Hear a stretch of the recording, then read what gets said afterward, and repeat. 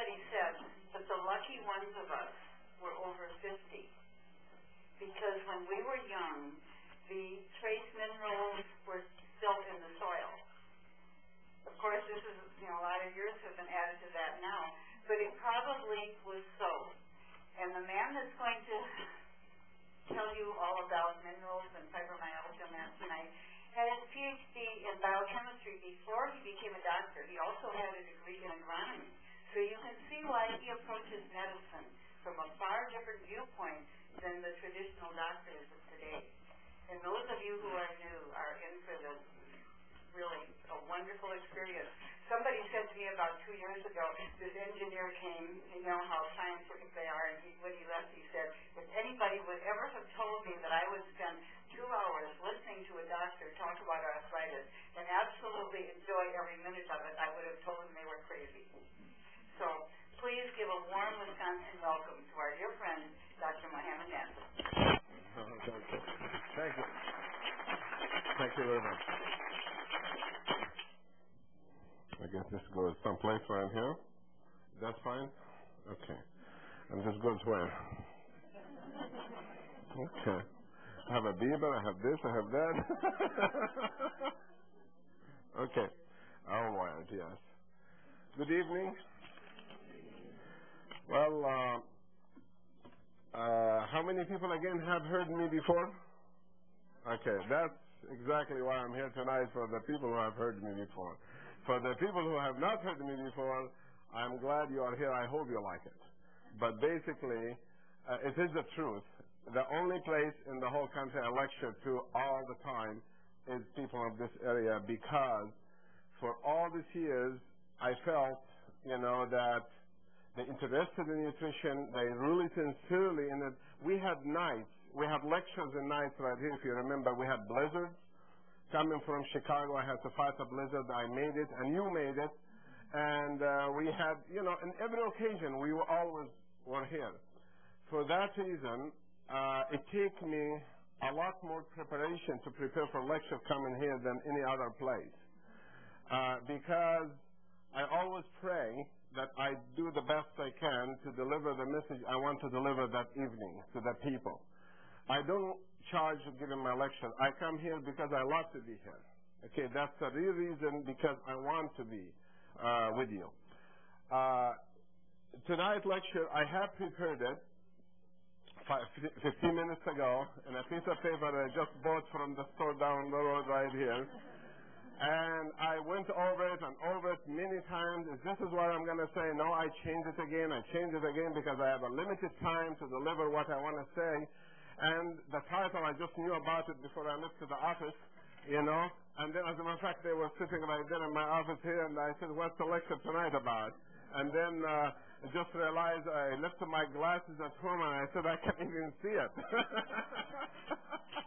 Okay. It was funny because I was starting IV on him, and after I did it, I told him, I left my glasses at home. He said, I'm glad you told me that. Afterwards.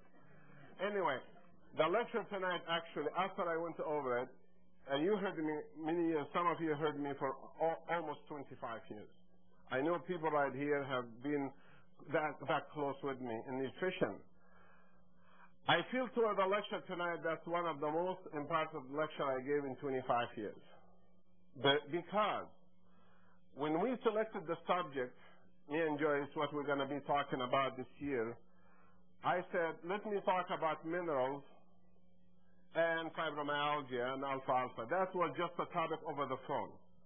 Then the more I studied it, the more I thought about it, the more I brought all my experiences all my life with my patients in it, the more I find it's a lot more serious than I thought.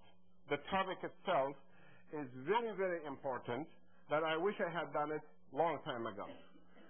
The reason behind that is we're not going to waste any time tonight talking about me, my credential, all of this stuff, because the information I want to give are extremely important to everyone in this room, and everyone's going to see that video.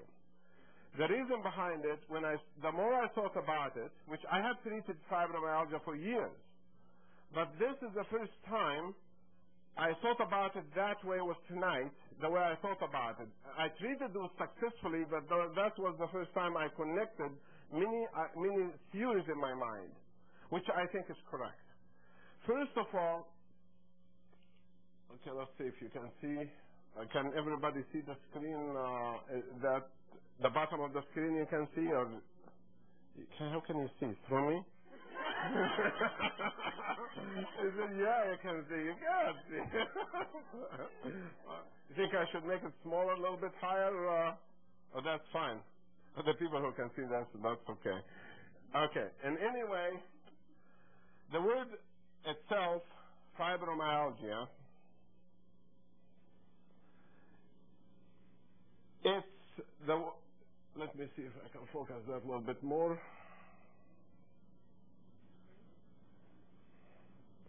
Okay. The word fibromyalgia, just to break it down in your mind, and you will see how serious the problem is. What's fiber mean? Fibro means the fibers, correct? That doesn't take many brain to think. Fibers. What's a myalgia mean? A muscle. The muscle fibers. And algia means what? Pain. This means we're dealing with a muscle pain. Well, every one of us gets muscle pain. So what makes that separate, different from any sprained ankles or sprained muscles or anything else? This is a problem that affects all the muscles of the body, because it says right there, muscle ache, muscle pain. And then, if you think about it, we built actually from muscles. Look at the human body. If you look at a person, right here, this is a person in front of you right here. I don't know if you can see him or not, right there. This is you. You have muscles all over the body. There are muscles in the size of the face, right here, to control the eye movement, to control the face, control the eyebrows, control the eyes. And if those start getting sore, we're going to have headaches, throbbing headaches. We're going to have problems down here, right or wrong? And when that throbs and gets in a spasm, one can go blind. And that's something we know in medicine. Many people with throbbing headache got blind. Not everyone, but it is being documented that the temporal arthritis, not arthritis, arthritis from the word artery, causes blindness. And that's also fibromyalgia. I didn't think about that. When I was going through my mind, I said, oh my gosh, even temporal arthritis is fibromyalgia then. And that's a serious problem. Then aches in the neck, tension headache. We all get that, get tension headache.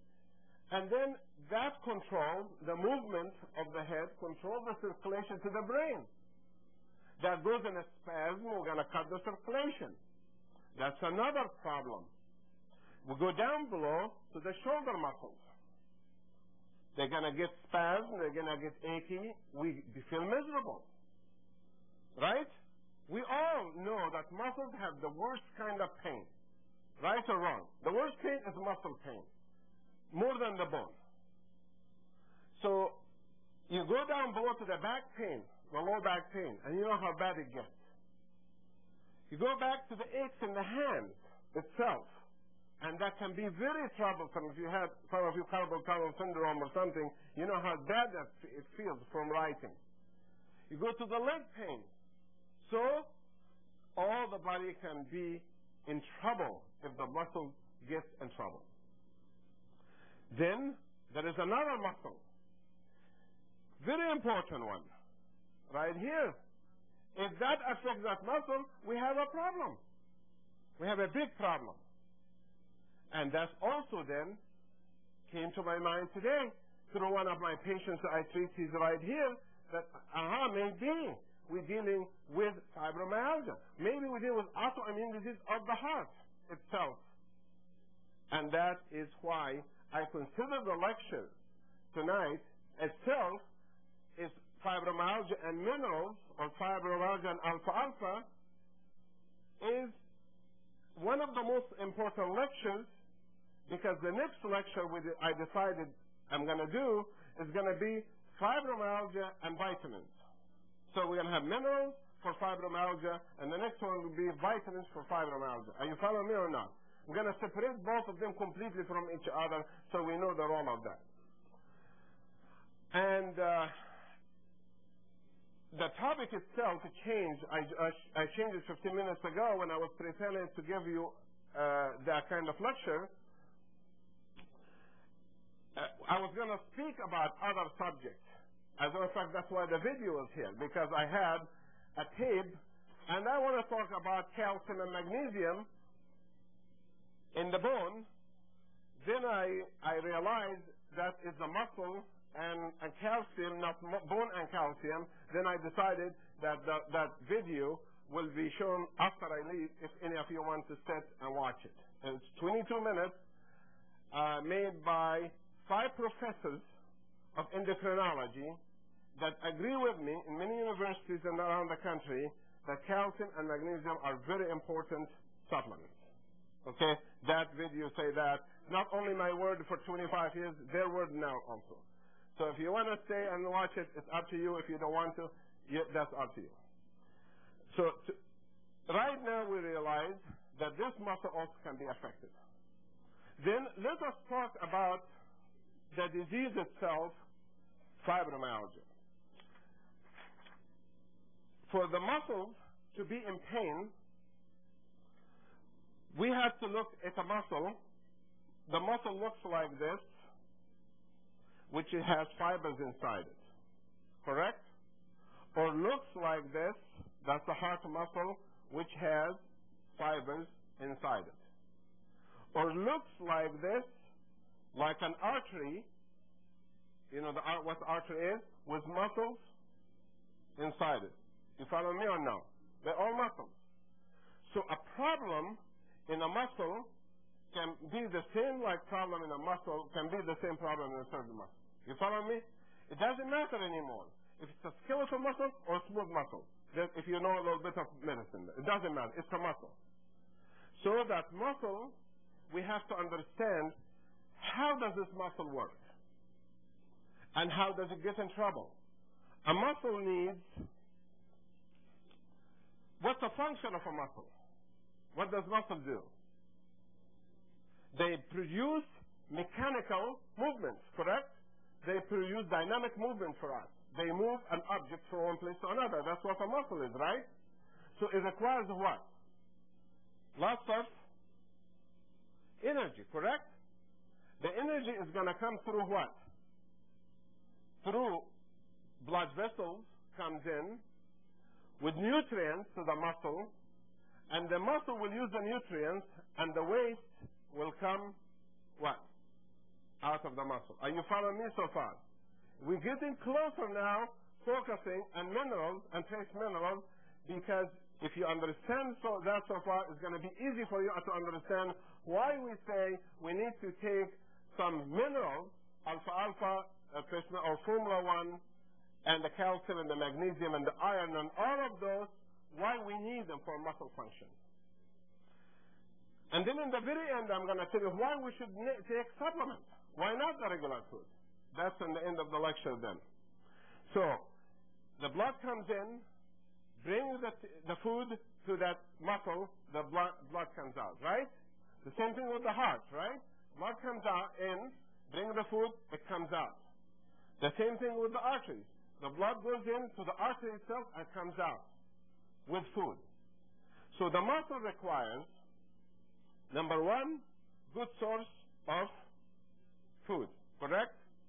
Secondly, a good artery that brings the food to the muscle. What's in the food? What kind of food the muscle needs? It needs sugar, carbohydrates. It needs fat, like an oil. It needs protein to build the muscle. It needs vitamins to detoxify the muscle. It needs mineral to make the muscle work. It needs water to wash the muscle from poison to make it smooth.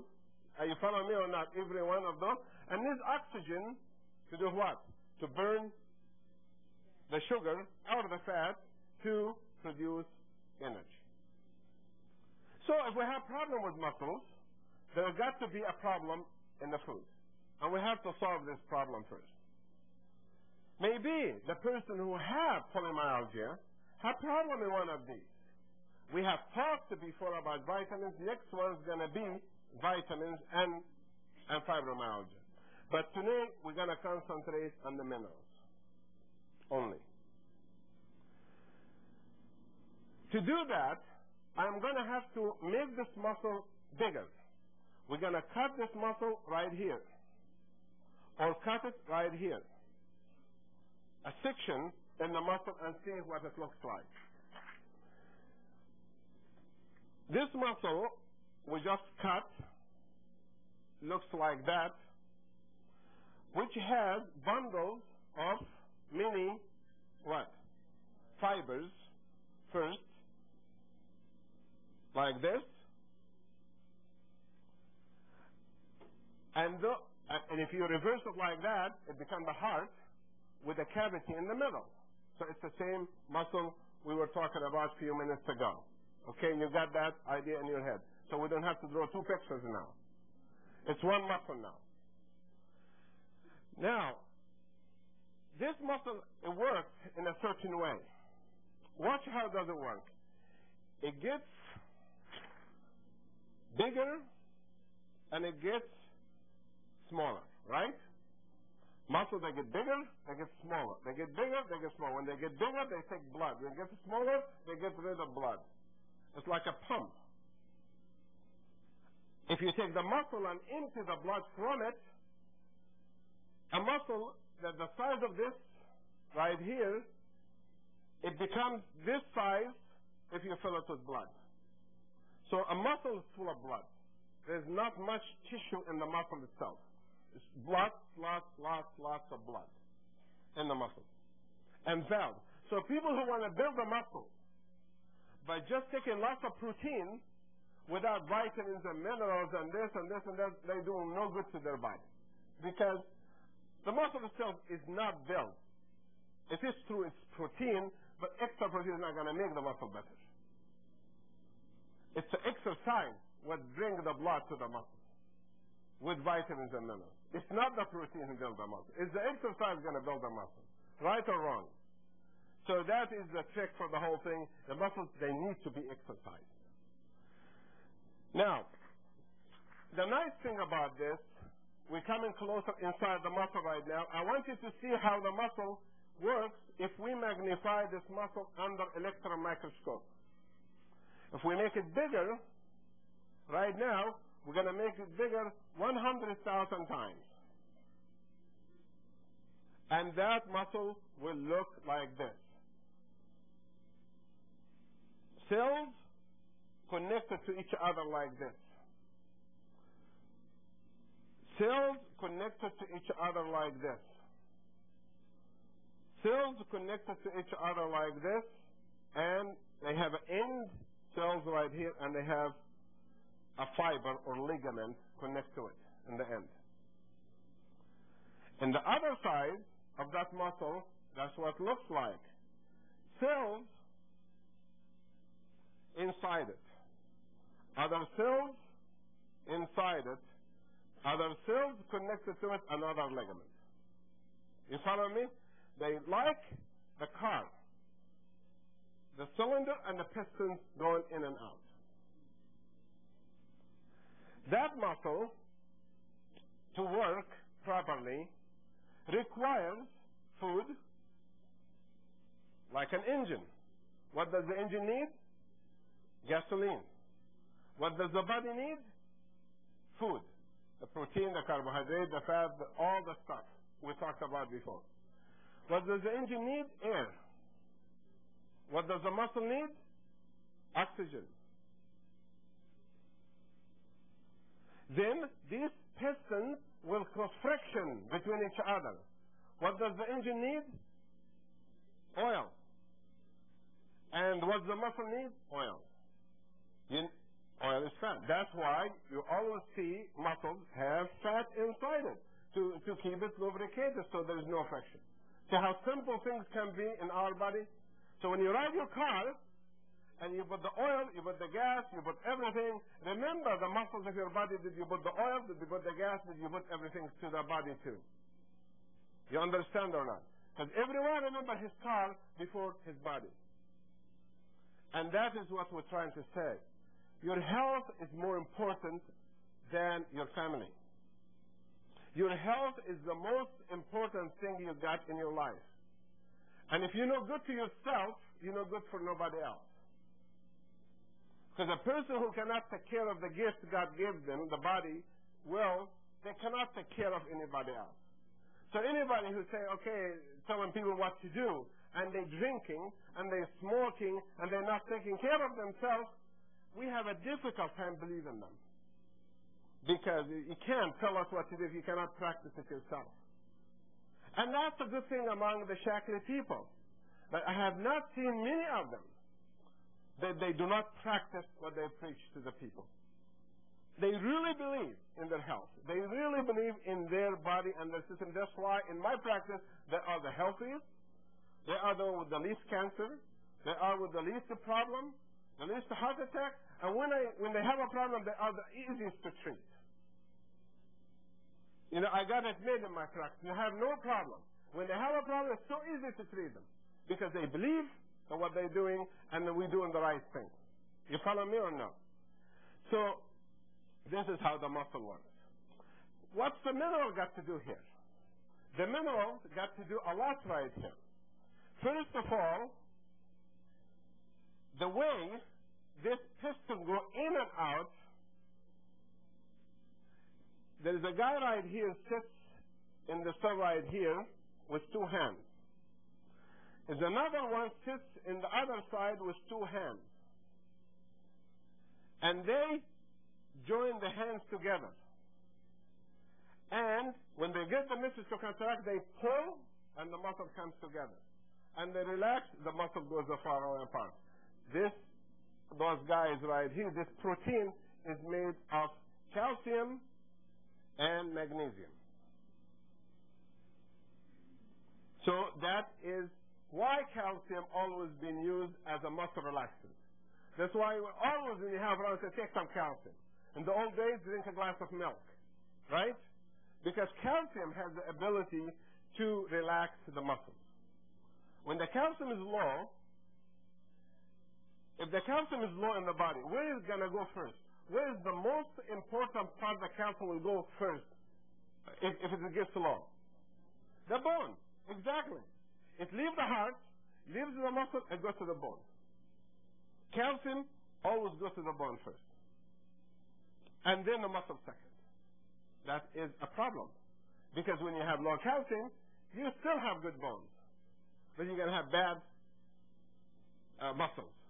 And this, what video are all about, are the bones, the calcium in the bone, which is not my subject tonight. It's their subject. So, low calcium then can create muscular problems. Muscular problem that the muscle itself, it doesn't contract, it doesn't relax very easy. When this happens to a muscle, the muscle gets fatigued easy or tired easy and weak. And that's why you say, I feel tired. I feel weak. What do you mean feel weak? If my muscle is weak. Because if your muscle is strong, it's not weak, you're not weak. Okay? You'll be running, you'll be jogging, you'll be doing everything. You're weak because your muscle is weak. You feel short of breath because your heart is weak. You understand the relationship. It's the muscle which controls the whole body functions. Digestion happens with muscles. Right or wrong? Absorptions are muscles. You know, so we underestimated muscle all these years. We've been talking about nutrition 25 years now. This is the first time we really talked about muscle. And the same lecture I'm giving today, I gave 18 years ago in Seattle. That is how I remember that when I gave it 18 years ago. I said, okay, I'm going to repeat the same thing again. Okay? As a matter of fact, when I give, one time when I give that lecture in Richland Center, Wisconsin, and I said calcium does this, and the vitamin E will do that or that, I was arrested that day by saying these things. And I keep repeating every lecture, so the people who arrested me, if they're still alive, I hope they don't give a hard time to some body nutritionist anymore. This is the role of calcium in the muscle. It's a muscle relaxant. How about the other zinc and magnesium and manganese and all of that? To understand that, let us take one of those cells and make it bigger now and look inside the cell what it does. Here is the cell, which from this one, which from that one, which came from the muscle we talked about right here. Okay. That cell, muscle cell, requires food to produce what? Energy. How does the food go inside the cell? The transport system to go in and out, it's called ionic transfer, active transport, is done by what? Minerals. By minerals. The potassium has to go out, and the calcium has to go in. Then the potassium has to go in, and the calcium has to go out. They have to exchange positions. Because if the potassium stays out, we will have problem with potassium poison, toxicity. So this is how the contraction, relaxation, this is why when we try to operate on somebody's heart, we give the heart injection of potassium. It stops. Then when we try to make it work, we give it injection of calcium. It starts. Again. You know, that is how minerals connect each other. If you don't have a balance between potassium and calcium and sodium, then we will have problems. Some of you are paramedics or nurses. What do we give when we have somebody their heart stops sometimes? Or they have arrhythmia, it doesn't respond. Calcium chloride. We inject it directly in the heart. We have a big needle, we go in the heart, inject the calcium in the heart. And the heart starts working better. If you have studied CPR, this is one of the treatments we give, besides adrenaline and all the other stuff we give. So, minerals are important in the transport system. Lack of calcium will create a problem between the positive and negative, outside and inside, and there is no ionic transfer. The food does not go inside the cell. And if that happens, you're not going to be able to go to sleep. So when we have the symptoms, study the symptom of fibromyalgia, then the lack of sleep. Why you lack of sleep? Because you can't relax the muscles to sleep. It's not relaxed, because to relax, the calcium has to go inside the cell to do that. Okay? The muscles are aching, pain, because there is not much blood going. The pain is caused not by lack of food. The pain is caused because right here, that artery, the muscle of that artery right here, which we look at it again right here, the artery that's going inside to give this food, that's what happened to that artery. The artery goes from like this to spasm like this. The muscle starts going in spasm. Cramps. Have you ever had leg cramps? You feel like your leg stop you from moving. So the muscle goes in cramps. When the artery goes in cramp, that's the most sensitive muscle, is the smooth muscle, the arterial muscle, or the most sensitive one. That's the first one, goes in a spasm, the muscle doesn't get enough blood. When it doesn't get enough blood, it develops aches because there is no oxygen coming. When it does that, we call the disease fibromyalgia. It's the same thing in the heart. The same thing can happen in your heart. It is coronary artery what? Spasm. How come so many people go to the doctors with a chest pain, especially women? And the doctor said, lay down, give you the Valium, give you the oxygen, give you everything. He said, we did the cardiac catheterization, we did the EKG, everything is fine, go home. You go home, you had another heart attack. And you drop dead sometimes. You heard about people go to the doctor, everything is fine, drop dead, right? What did they die from? We have to have an answer. They didn't die by themselves because they like to die. Everything has a reason. What did they die from? They just went to the doctor, he said everything is fine. What did they die from then? Everybody dies from the heart. Heart is the only organ kills people, right? Or wrong? It is the heart has to stop in the end for somebody to die. So how did the heart stop? Do you know it's so difficult to stop a heart? You know, heart, you can take it out of the body, put it in a jar, feed it, it keeps pumping for 2-3 years in the jar. How did it stop in this guy? Exactly. That's all it is. But cardiologists miss that. I learned that when we were doing cardiac catheterization at Mary of Nazareth Hospital in Chicago when I was in Chicago Medical School. I was in the Navy, and we used to do internships there. And then I said, gosh, these people having heart attacks, but every time we do cardiac cath, everything is fine. We keep sending them home, and some of them come dead. Then I told my professor, so what's going on here? He doesn't know I have a PhD. I finished all this degree. He doesn't know anything about me. I'm just a new student, okay? He said, I think it's just stress. I tell him, yeah, but we all have stress, but we're not all dead. Just like this guy, he's a 90 years old, 90, and he goes to the doctor. He said, doctor, I have a pain in my right knee. He said, oh, how old are you? He said, 90. He said, that's old age. He said, doctor, my left knee is 9 years old also, but it doesn't have pain. Okay? So tell me this about old age. I hate the word old age, because you can be 50 and feel like 100, and you can be 100 and feel like 50. Age, the number of years, it doesn't matter. It is the quality of life you're living in what matters. Right or wrong? We can't evaluate people stupid like this. Go to a person, look at, oh, it's old. No, he's dead. You can't do that. Because only God brings life, only God takes life. And the quality of life for him is just as important as the quality of life for me. So who I am to determine you don't deserve it and I deserve it. That's a man's decision, not godly decision. So what happened here, we have to be sure that in medical field, especially with the new Clinton health plan, we have to be sure that the older person and the younger person both get good quality care. What he's doing, he wants to have bad quality care for everybody. Okay, but the system we have right now also is disaster.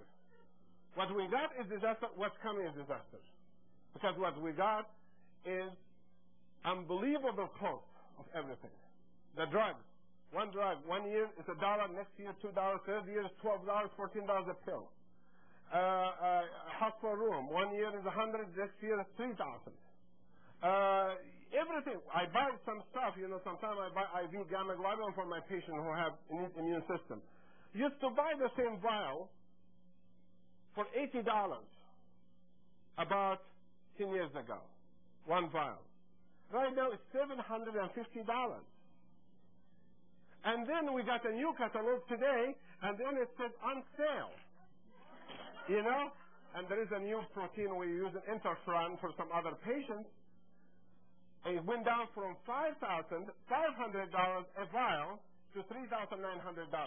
Who is going to get a vial every day? Except the rich, who stole the money of the poor. They have the money in the bank. Then they can afford it if they get sick. But the most of us can't afford that. So we have to control the drug companies. We have to control these people so you can't gouge the people, control the hospitals. The doctors are the least to control. Because if you really study the doctor, the visits if you have a doctor. I'm sure you know doctors. Their visits 15 years ago, now, there is not much difference. My consultation was 20 years ago was $150. First consultation. Right now it's $150. You can't go up higher than that. You can't. But the employees have to go up. Everybody has to go up. But you can't go up. The doctors cannot go up. But the hospitals and the drug companies, these are the big problem we got in medicine. And the insurance companies, of course. Okay, now, so you understand that fibromyalgia now is pain in the muscle. Secondary to several things. One, lack of calcium in the muscle. Two, lack of trace minerals in the muscle. Three, what? Spasm to the artery that's coming to the muscle. Are you following me so far? Fourth, you didn't take the supplements to come to something else you're missing, right? Okay, let's go from the beginning again. If the muscle have a problem, maybe you're not eating the proper food. I'm going to number one. Maybe your arteries that carry the food goes in spasm. Number two. Number three, maybe the muscle itself having problem with the calcium, the magnesium, and the trace minerals. So you're following the route. You can't solve it, look at one problem. You have to look at all the problems. So if a muscle has a problem, you got to look at the food, improve it, the spasm, get rid of it, and the muscles, and improve it with exercise. Remember, exercise is the answer to every muscle. Why? Because if we look at the muscle, again, it's built from what? Fibers. It's built from cells. To get that cell to produce energy, you need more oxygen, more sugar, more vitamins, more minerals, more stuff to come in and to get rid of the waste. And that's how trace minerals work inside here. Because inside the cell to produce an energy, what is the chemical formula of making energy? You have fuel plus oxygen produces what? Energy plus what? Waste, right? This is the formula in life. In the body, it's the same thing. You need the fuel. You need the oxygen. How is the oxygen going to come in? Through exercise. More exercise and more oxygen coming in. Of course, you don't exercise in the basement when it is full of chemical, or you have to exercise in an area that's well ventilated, that you get in good oxygen. Not to put the exercise machine in the worst part of the house. You put it in the best part of the house, and the TV in the worst part of the house. Okay. In the human body, it is sugar plus oxygen equal energy plus waste, the free radicals. And right here is the trick. In the car, what mixes the fuel with oxygen? What makes them fire? Is the compression, right? What makes them explode is the mechanical, the battery does that. In the human body, who does that? We got two things. One is hormone, and the other is enzyme. So muscles cannot work without hormones, without enzymes.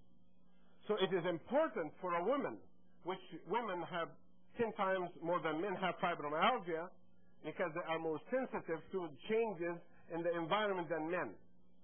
The least amount of chemical in the air, they will sense it. The least amount of change in the water, they sense it.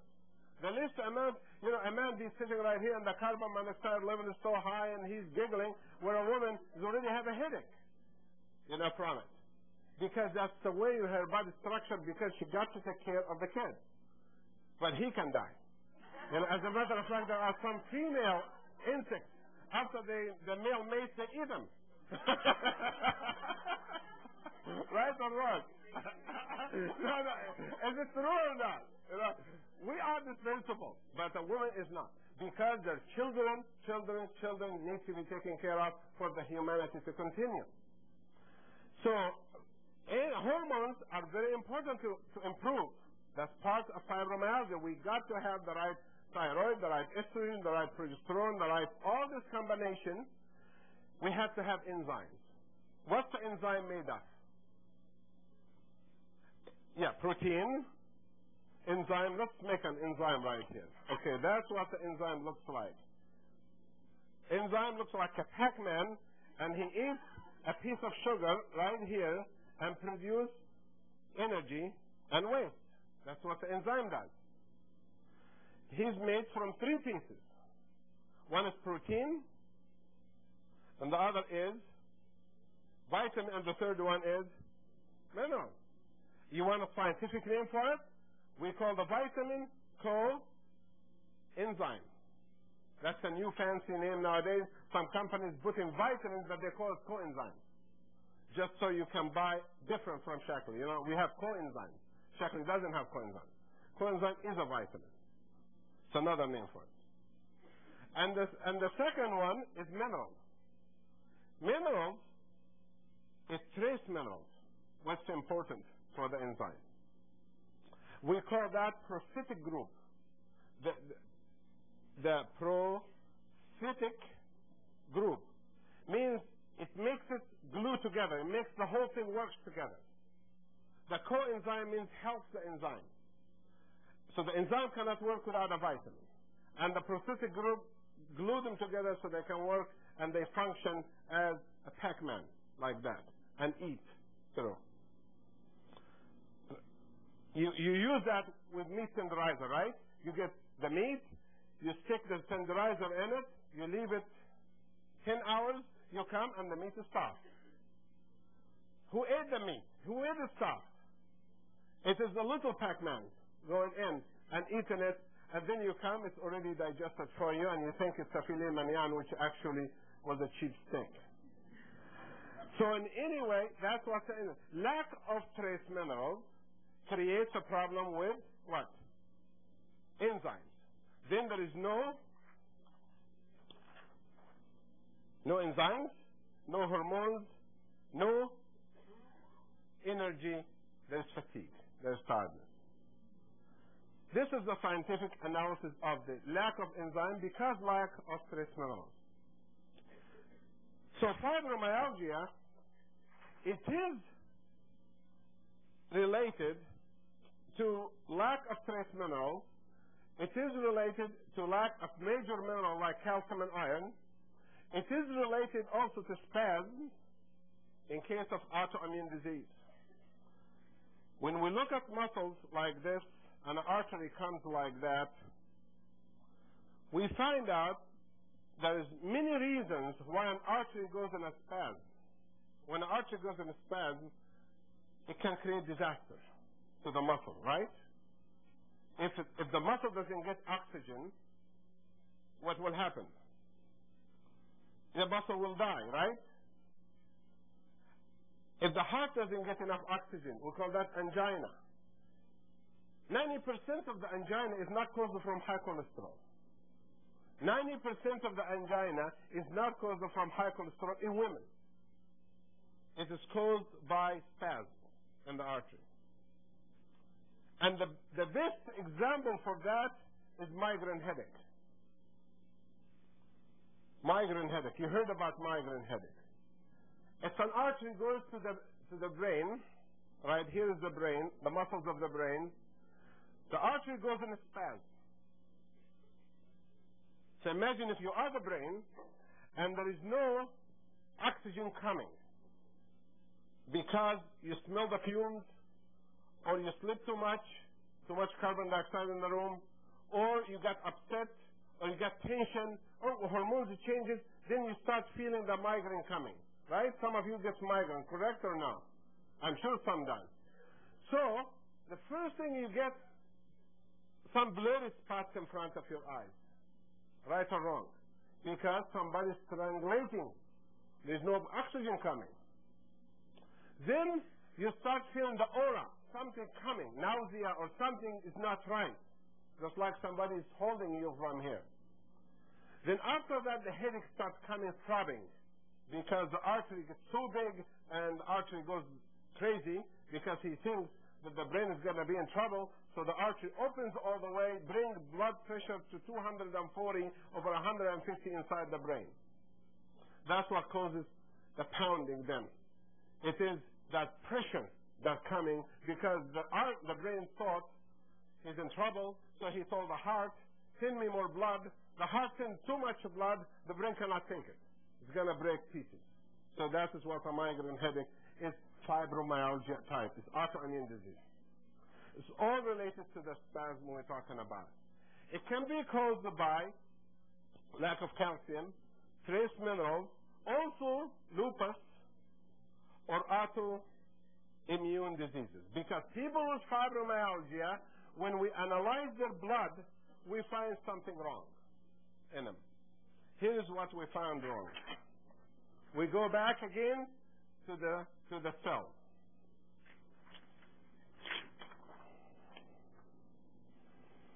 Okay, let's take that one right here. These muscles, they work all the time because they get blood, and that blood coming in, they have in it something called white blood cells. They go inside the muscle to clean cancer, clean viruses, clean junk, clean poison from inside. You know, they're scavengers. They go inside the blood and see what doesn't belong there. Right? Are you following me?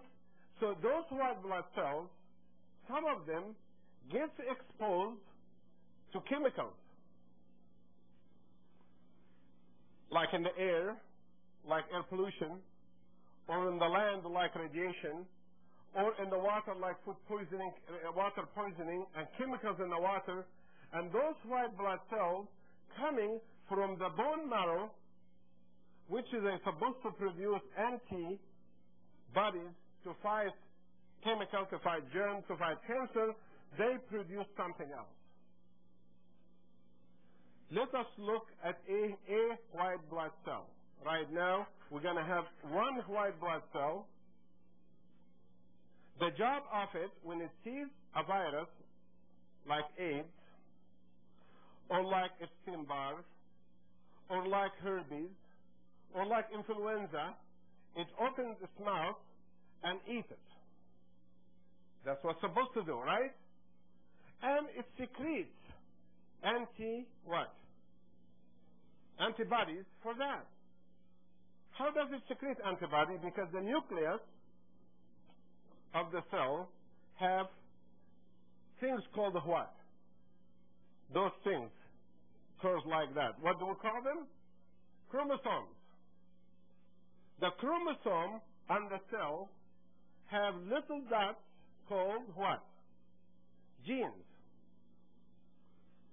And the genes, God made it from 4 amino acids. Out of 4 amino acids, that white blood cell can produce 1,000 trillion different combinations of different antibodies. There's not trillion here. I don't have enough space, so you can imagine what a trillion is.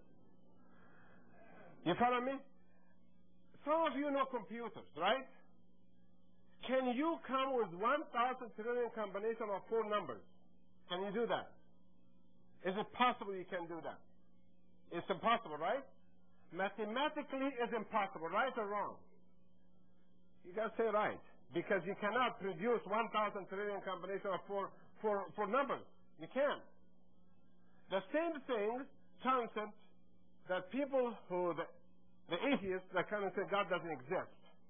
Because how can we be there and we are here and can be instantly here? Well, we studied a black hole. How can a hole suck forth the whole solar system in 1 fraction of a second? About billion times faster than the speed of light. We don't know. We don't know everything, you know? So we are weak. We need to just stay on earth here and solve our own problem until we die. We don't need to think further than that, okay? So for the people who argue about that we happen to be human by chance, we're not by chance. Because my grandparents, they look like me. They did not have 5 legs. They did not have 2 heads. We all look alike since Adam and Eve. We did not change. And we have the same 4 combinations. And those 4 combinations produces the new generation. They produce antibodies, and they protect us. If we expose that chromosome to radiation, we alter the combination. You got the idea now. If we get ultraviolet, we alter the combination. If we lay in the sun too much, we alter the combination in the skin. If we eat chemicals, we alter the combination. Do we have chemicals? Are we exposed to chemicals? Well, let's see. From the year 1900 to 1994, the amount of chemicals in our air is going like this, and water like this, and food like this, and drugs like this. Single human being being exposed to all of that. What do you expect in return? Do you expect more problems or no? We have more problems. This is why. Only this week, American Cancer Association acknowledged that chemicals can cause cancer. That's right. These are the people you pay money to. You know, donation. When they have Cancer Society, I give nothing. When I see that bucket right there, they want money, I said no. We take it from that bucket and give it to the people of the National Health Federation or people who fight these drug companies, not the people who are going to make big salaries and do nothing for cancer. Cancer, if you want to do good, study nutrition, study toxicity, study the chemical, we solve the problem. But they don't want to do that. It's a big business. So these chemicals right here, just to show you one example, 1960, there were 5,000 chemicals in our air. 1994, 50,000 chemicals in the air. In the water was about 3,000 chemicals. In the water, 170,000 chemicals. Because everybody dumps in the water. Everybody dumps in rivers and lakes. Where does it go? If you dump your chemical in your toilet, where does it go? In the river, where does it go? It's still on planet Earth. It's come back to you again. I remember a few years ago when Russia was our enemy and they had the nuclear accident. Well, some people were so happy here. I said, they'll be so happy because the same radiation is going to come to us. It is one little planet we're living on, and we succeeded of destroying it and hating each other in it. So the chemicals is what's causing the problem. So if you look at the chemicals in the air and the water and the food, maybe that's why we have more autoimmune diseases. Fibromyalgia is autoimmune disease. Why? Because the cell, rather than produces antibody to fight virus, to fight other cancer cells, it produces antibody to fight the nucleus itself. It produces antibodies, anti-nuclear antibodies, anti-muscle antibodies, anti-joint antibodies, anti-brain antibodies, anti-sperm antibodies. We've seen that. We've seen men produce antibodies to kill their own sperm before even they get married. See? That is self-destruction. That's not God's code. That's the code we produced ourselves. Fortunately, you can correct it through nutrition. The next generation, if you do it, it can be better, with a better code than you are. But it takes 2-3 generations of good health to get to that numbers. Because if your mother have a problem, your daughter will have it if you have good health. She will have the same problem but less. And if you don't have good nutrition, she will have the same problem but worse. You understand? And your granddaughter will have the same problem but much less. Or your granddaughter will have the same problem but much worse. Your family either gets better or gets worse. It depends on what you do. How do you raise that family? So This here is the problem. These antibodies, they go around like little Pac-Mans like this, and they bite the artery. And when they bite the artery, it tickles. Then the artery goes in what? Spasm. That's what happened in lupus.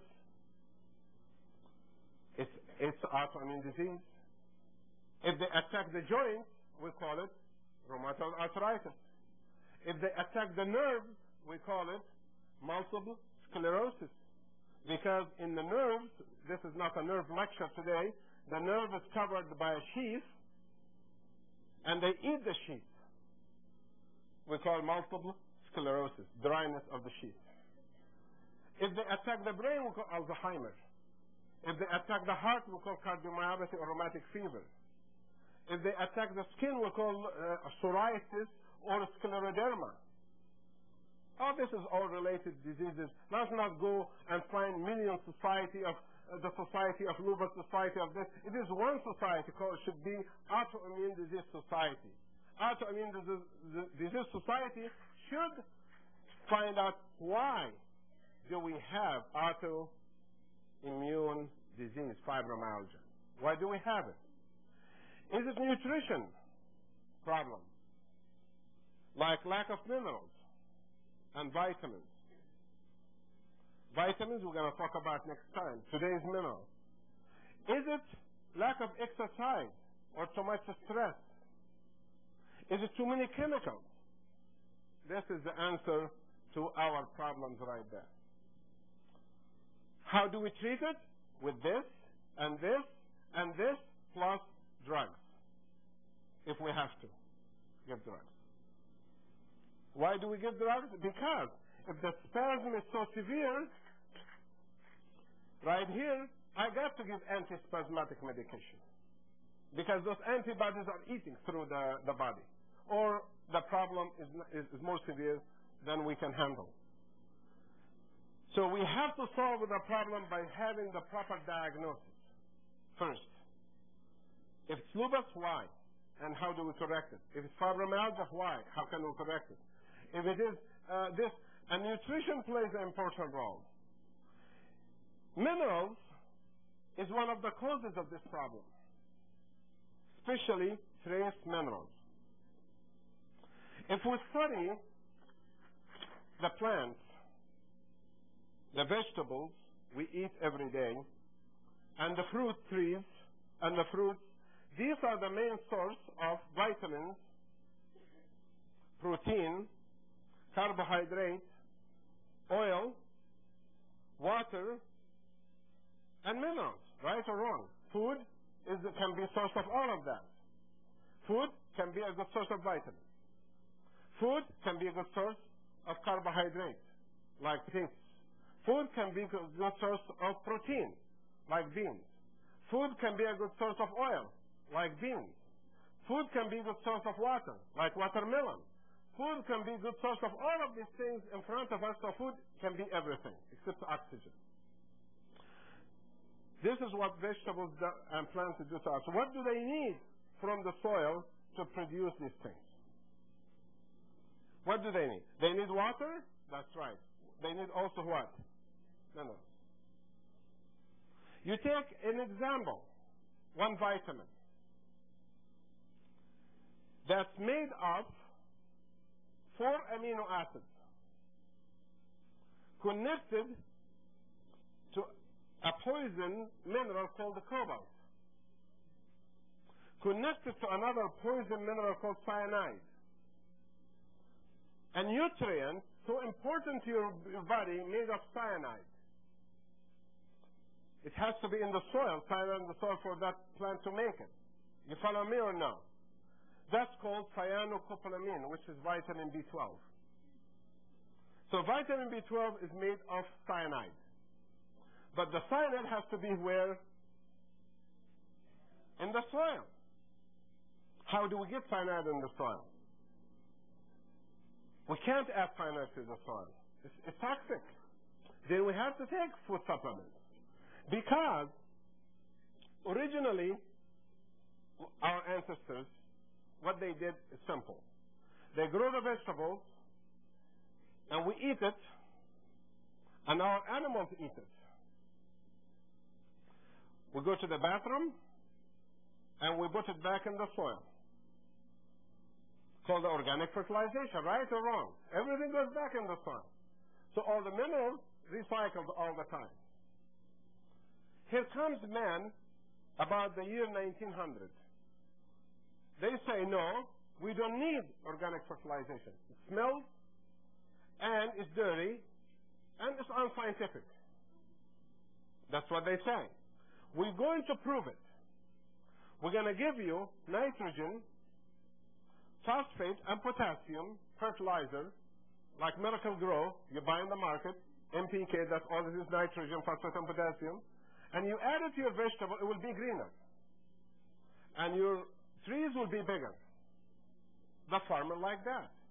They switch from organic to chemical fertilizers. They produce huge crops of alfalfa, huge crops of watermelon, huge crops of cucumber. But the content of what they're producing was lacking trace minerals. You follow me?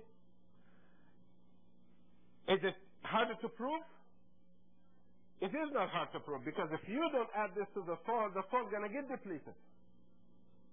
Because if you really study the earth since the creation, the trace minerals were bought and purposed by God from other planets. Trace mineral did not come from Earth itself.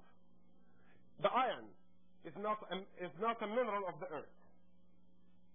It's a mineral from meteorites hit the earth, brought the iron with them, and copper.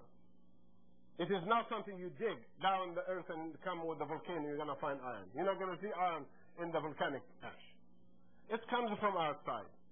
Once you use it, you run out of it. So you have to keep recycling it. You follow me or no? And that's how cyanide came to us. We cut the circle, we took all the waste, put it in dumps, and then we added nothing to the soil. And the Department of Agriculture of United States told us the following. From the year 1900 until 1994, the amount of cyanide in the soil went down by 99%. Because you cannot add it to the soil, it's toxic. The cobalt went down by 99% in the farm-producing areas. Unless you have an organic farm, they will have it eventually by recycling what they got.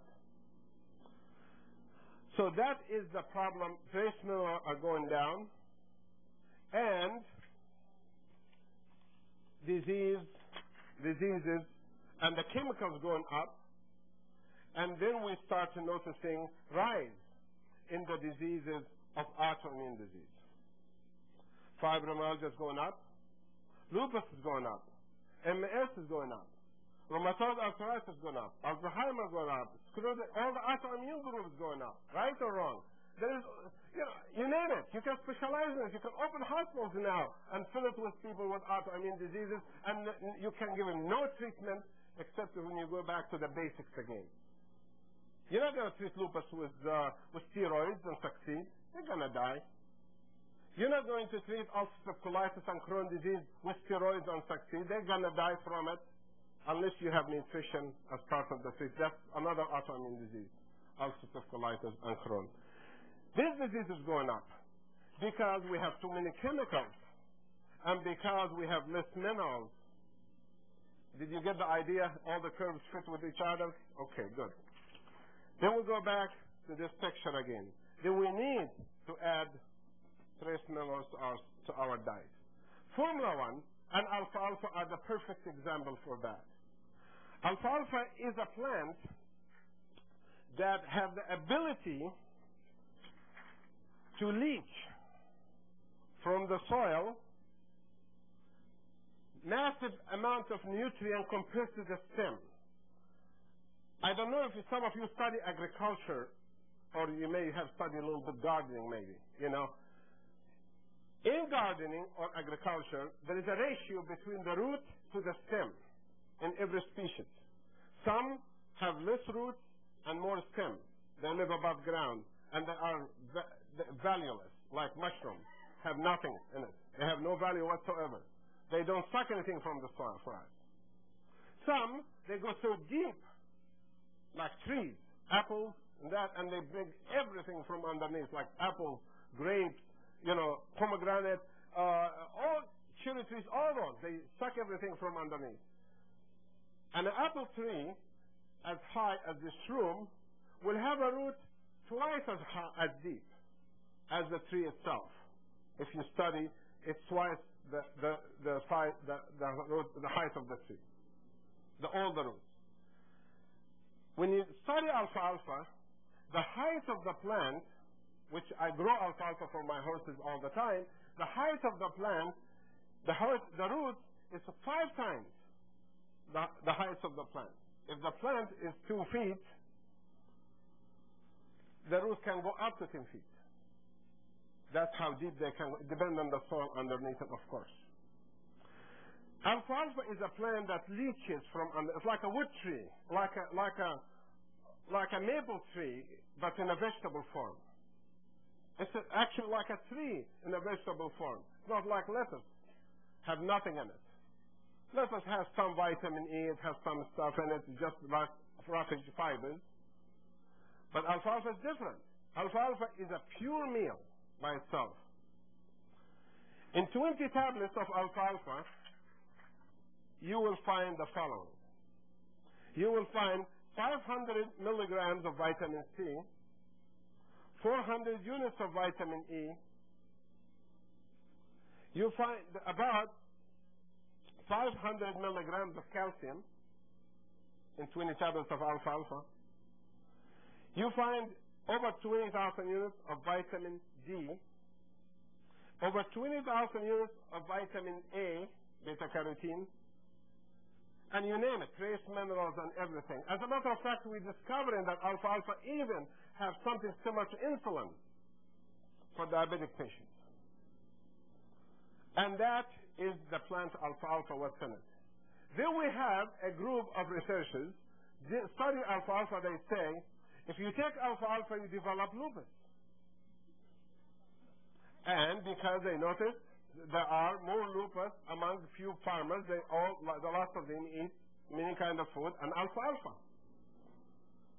And there was no correlation because horses eat alfalfa all the time, and I have not seen a lupus in them. At least my horses don't have red face and red cheek and butterfly rash.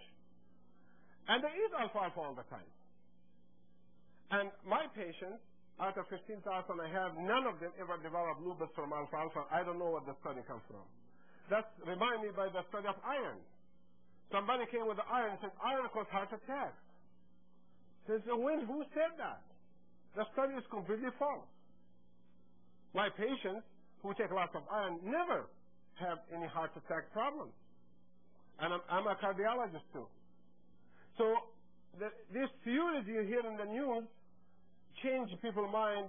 It's a gimmick to try to divert people from nutrition to physicians or hospitals.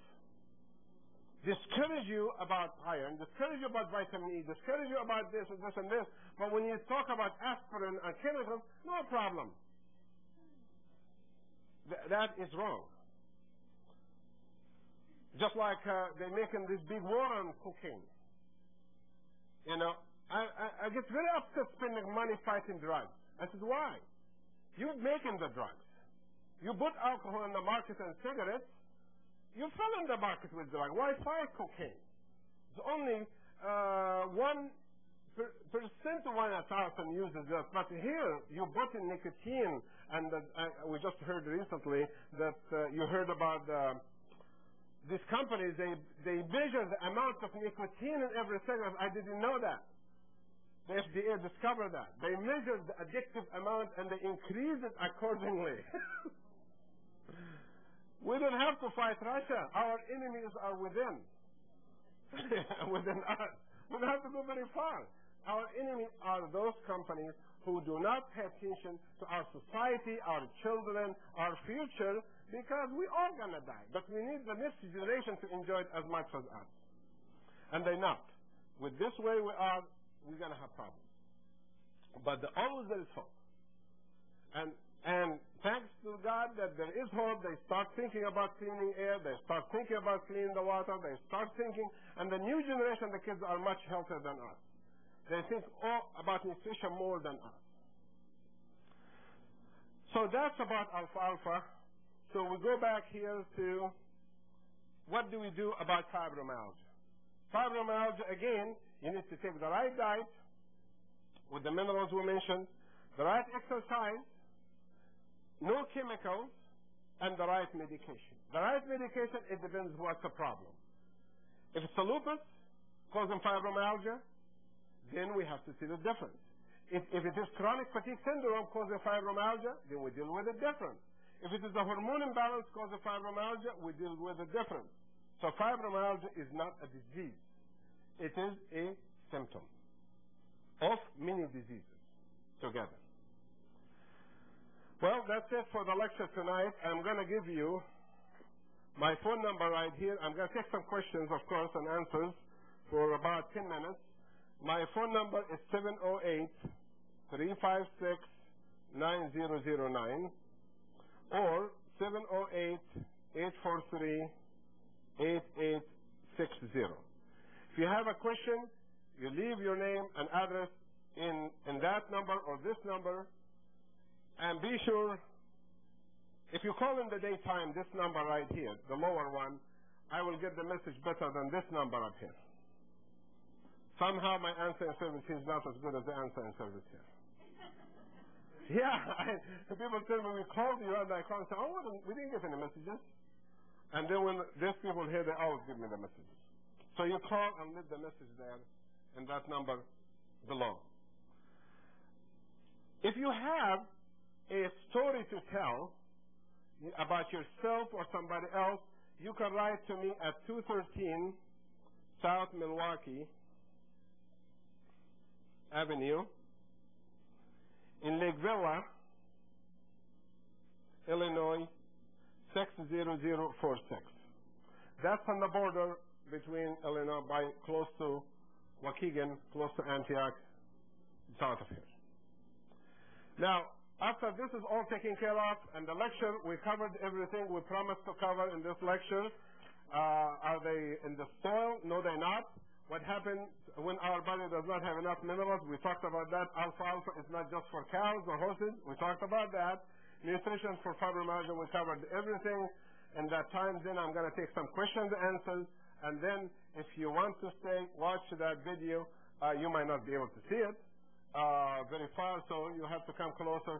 Or maybe just we'll have another meeting for you later on and show this video because it's very important to see. I will take the, yes. Okay, that is really the good question. Now I'm getting that stuff I missed, in the lecture. That's good. How many formulas one?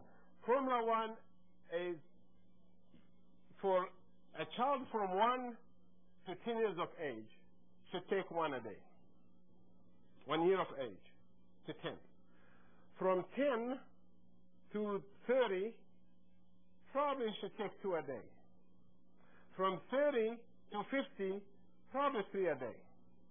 And 50 and above is 4 a day. Because it has other things against cancer and other stuff we didn't talk about tonight. Okay, Formula 1, if you take it after meal, because it does upset the stomach if you take it on an empty stomach. And the best meal you take it after, probably dinner time, because that's the largest meal, unless your lunch is the largest meal, after your largest meal, because trace minerals are quite strong on an empty stomach. Okay. The next question, yes. I always have trouble with the Formula 1. I've tried taking it every possible way, and I always have trouble. Okay, let me tell you the question. She always has trouble with Formula 1. Well, that's your problem. No, listen. Let me tell you about a good way to take it. If you mix it in a blender with the protein, drink it, and mix it, you will not have any problem. It is very corrosive on the stomach, like vitamin C, like if you drink lots of orange juice. You know, I have a lemon tree in California, and I collect all this lemon. I made this lemon juice, and I want to give everybody lemon juice. And everybody has to drink lemon juice. We all had heartburn by the end of the day. We all had like an ulcer. You know, and I said, no more lemon juice, please. So I started going to the garden with everybody, you want lemon juice? So it is, if you take the nutrients in the wrong way, you're going to get sick. So you probably have a hiatal hernia, or probably have some ulcer, gastritis, or something from medication or something, and of lack of hormones, and that just irritates more. It doesn't mean you stop. You just have to find another way to take it. Yes?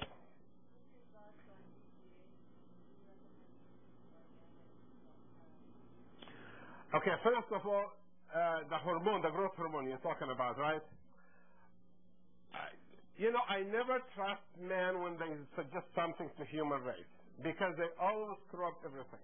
You know, whenever they say atomic bomb is safe, you know, I have a degree in nuclear physics. Recently, our last 3 years, nuclear cardiology. When I was studying the course in the University of Illinois, they were telling us the secrets of the nuclear bomb development and how dangerous things are. And I'll keep pulling my hair like this. I couldn't believe our scientists did that. They used to actually blow the bomb and have the soldier run where the bomb is still going, collect samples from underneath the mushroom cloud. And they told every family, don't worry, we know everything. There's nothing wrong. We heard it before, right? Or we did not? Didn't we hear about women? They use radiation to experiment on or not. So how can we trust somebody say that hormone is safe? I have an answer for that. If they give us a writing, it is safe forever, never will cause any disease or problem, I drink it. They refuse to give that to the American Health Association, and they refuse to give the growers, refuse to give that kind of a statement. Well, they have right now, I think they have right now a law passed, I believe, that you can find milk saying it does not have growth hormone, but they have to add, but adding growth hormone is no different from not adding growth hormone. That's a new law. So you're going to find milk says it does not have growth hormone, but there is no harm from taking milk for growth hormone. Just like smoking cigarettes, it doesn't have nicotine, but there is no harm from smoking cigarettes, but don't, you know, if you want to smoke it. That is the same kind of warning. So you are an intelligent person, and you should really use your decision. I think we have to really wait 5 years before we can see is it harmful or not. Just like microwave ovens when they came out. We were told it's safe. Now they have to put mini shields different from the past. You know, we got to be careful, because we're just finding out that neon light emits radiation. But we need them. We're finding out FM radio stations, too many radio stations, causing problems in our electronic system inside the body in sleep pattern, affecting people's sleep. When you're sleeping, there's so many radio stations, TV stations in the area, the brain picks some of the waves of the TV station and disturb the brain. We're discovering that we are much more sophisticated than we thought we are. So what we need is rest. We need good health. So we're learning how to adapt to this. We like this life. We like what we got, but we have to learn how to live with it. And that's why nutrition is important. Yes.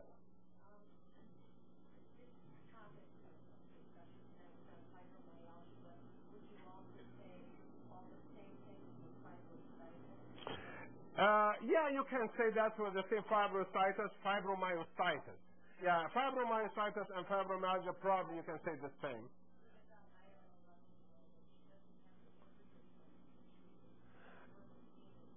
You know the trigger points, I do not buy the theory at all of the trigger points. You know what the trigger points are. If you don't know, the trigger points are, we don't have any more this. Okay, well, I guess I used too many papers tonight. Okay. The trigger points are the following. If you look at this person, this is the front right here. The points in the right here and down here and the elbows here, and the back, the same thing. If you look at the person, this is behind right here, and then there will be the points in this location. This is just major points we think it is.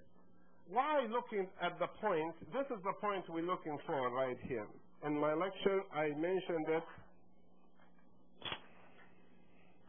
right here. This is the point we're looking at.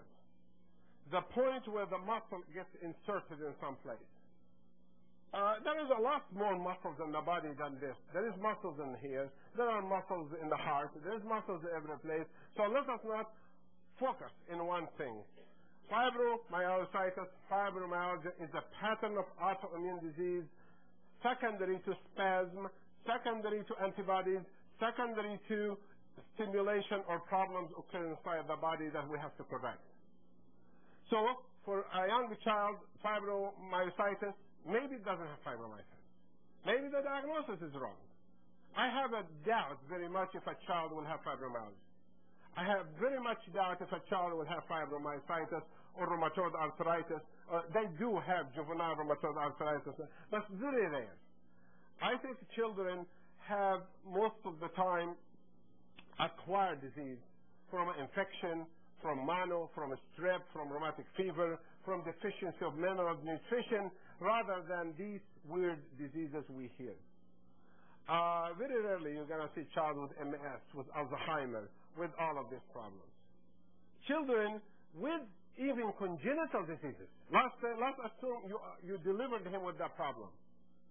There is proof that nutrition can correct the problem. There is proof right now that high dosage of vitamin C helped Down syndrome.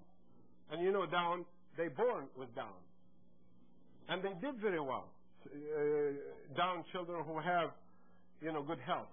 And I had a patient, who I have the proof that he did that. Okay, we take another question right here.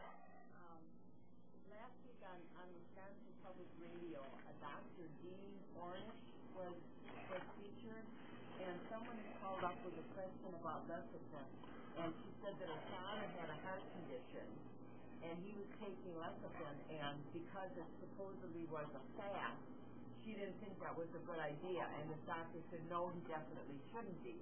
Now, when I read, that it is a natural emulsifier, it helps to keep the arteries clean, I said, both sides can't be right. Can you you never find both sides right in anything in life. It's always one right, one wrong. There is nothing in between. It's always right or wrong. There is nothing in between. I don't believe it's black and white. There is no gray. Okay, in life. I believe in that. Either you're going to take good care of yourself or you're going to just eat junk food. Don't have both of them. It's not going to work. Either you're going to be happy or sad. There is no half and half. Either a woman is pregnant or not. There is no half pregnancy. Okay. So what I'm saying here, when somebody hears a doctor on the radio station, saying that talking about nutrition, they didn't call me. They called that person, and that person said that her father, the doctor's father or mother, had taken lecithin and had a heart attack. The person who asked the question. And the person who was taking the lecithin had a heart problem. Yeah. Not because of taking it, but in order to help the condition he was taking it. Uh-huh. But the patient's daughter called the doctor. And the doctor said you don't need it. The daughter was concerned because she thought he's adding more fat. Okay. Then I misunderstood the doctor. And the doctor agreed, and I thought, well, when you read this, and I would go more by what you would say. Okay, listen. The question is here is, let me do it again because I misunderstood it, that the doctor was asked a question by a patient daughter that says, my mother or father taken lecithin, they had a heart attack, should they continue to take it or not? And the doctor says, it is fat, don't take it. Am I correct? The doctor is wrong. Because lecithin is not fat. Because if that doctor studied biochemistry and passed the course, I don't know where did he get the degree from. Sphingomyelin that are not fat. They are fat family, but they're not fat. Okay? And lipid is different from, the lecithin is not triglyceride. Triglycerides have the affinity to form LDL. Lecithin does not form LDL. Low-density lipoprotein is not lecithin-related at all. You know what LDL is? The epoxy glue that glues to everything inside. Lecithin is not one of those. It's an emulsifier. The industry uses it to clean things they clean with. So why we have to think it's wrong? Well, no. I'm just telling you that. I don't know if you're familiar. He's apparently written a number of books. I don't care if he written the Bible. And okay, I say this: is the person who writes something, read with his writing. If it makes sense to you, believe him. If it doesn't make sense to you, don't believe him. I don't care what he writes. He can say he wrote Encyclopedia Britannica. I want to read it. If he's saying what he's saying, it doesn't make sense, then he's wrong. Because God gave man something different from animals, called the brain. The brain is what differentiates us from animals. We can think, we can logic, we can analyze, we can judge, we can be evil or good. We can do all of that. So we have the good, we have the bad. We, the good ones, we have to tell the bad ones, you're wrong. Because there are some doctors saying alcohol is good for you. There are doctors who say chemicals are good for you. There are doctors who say all this is good for you. Where did it come up? Because these people, if you study the life of a physician, he drinks, he smokes, he doesn't live long, he takes drugs, he doesn't live very long. And he's not even spiritual. So I would say that that person should not be in the radio station. The air belongs to us. It does not belong to the radio station. And if they're going to pollute our mind with that air, we have to fight it. We have to have another viewpoint. At least somebody else counter it, you know? Because they keep saying these things, and the kids, they argue with us nowadays. You know, kids, because they believe their parents, they need to take vitamins. They go to school, the teacher says, no, you don't need vitamins. Then you tell them alcohol is bad for you. They go to school, they come, alcohol is good for the heart. You know, the kids are learning things that... and you saw the ad on TV a few years back that if you drink water, it's not good for you if you're thirsty, but if you drink alcohol, it's better for you. Have you seen the ad? You know, when the straw beer ad came out, you know, that guy walking the desert very thirsty, and somebody gave him a glass of cold water, and he said, no, I want a straw. If you are a child, 9 years old, or 8 years old, what would you drink if you saw that ad? Beer. Okay. And then the Coke company. If you are thirsty, you jump in the pool. But you drink a Coke. Well, you have the water when you are swimming. Why don't you drink it? You know, if you're thirsty. But what the kid's going to ask his mother to buy? Soft drinks. That's how McDonald's make their money. There's a lot of questions, guys, you know, right here. I'm going to take, yeah, go ahead. Followed Dr. Dean Ornish and took no fat, and I have 3 angioplasties now. I've been on lecithin and a lot of supplements for 8 months, and I've had no angina, so I don't think... he's doing very well, and thanks God he got married, I think. You married or not? Oh, good. Okay, so we have a good family here. Yes, sir. How much iron is too much for a man? How much iron is too much for a man or a woman? I think it depends on the iron blood level. You do iron blood level, it should be between about 70 to 180. And if it is in that range, it's fine. If it isn't, you need iron. If you're taking 18 milligrams of a supplement, plus if you're eating red meat a day, is that too much? It depends. It depends on the blood level. Because you have to remember that the iron that lots of it goes through the bowel also comes out. Some of it comes out through the stool. Some of it comes out through the kidney. Not all of it stays. Most of it stays. It's true. But, you know, you've got to, in my practice, how many patients, out of 15,000 patients, I do iron analysis, I find high iron? Never. And I do nutrition analysis in every patient. Never. I always see it in the good range. Very seldom I see it low, very seldom I see it high. Where does it go? I got patients taking 8 irons a day, 10 irons a day, and do the blood level, it is normal. Maybe iron gets secreted and we don't know. But it is true. Any mineral, not iron, any mineral you have too much of, it will hurt you. If you have too little of it, it will kill you. Any mineral that you have too much will hurt you. If you have too little, it will kill you. That is the statement I'm making about trace mineral calcium. If you take too much, you can have deposits in the artery or something. If you have too little, you'll die. Trace minerals, if you don't have enough, you die. If you have too much, you might have renal colic or something, the body will tell you something is wrong, kidney stone or something. So we have to look at both sides. I see more the danger of deficiency still than the danger of too much. But men who have even a little too much iron in their diets may be at greater risk for cancer. They can survive what they want. I'm telling you about my own patients. Okay?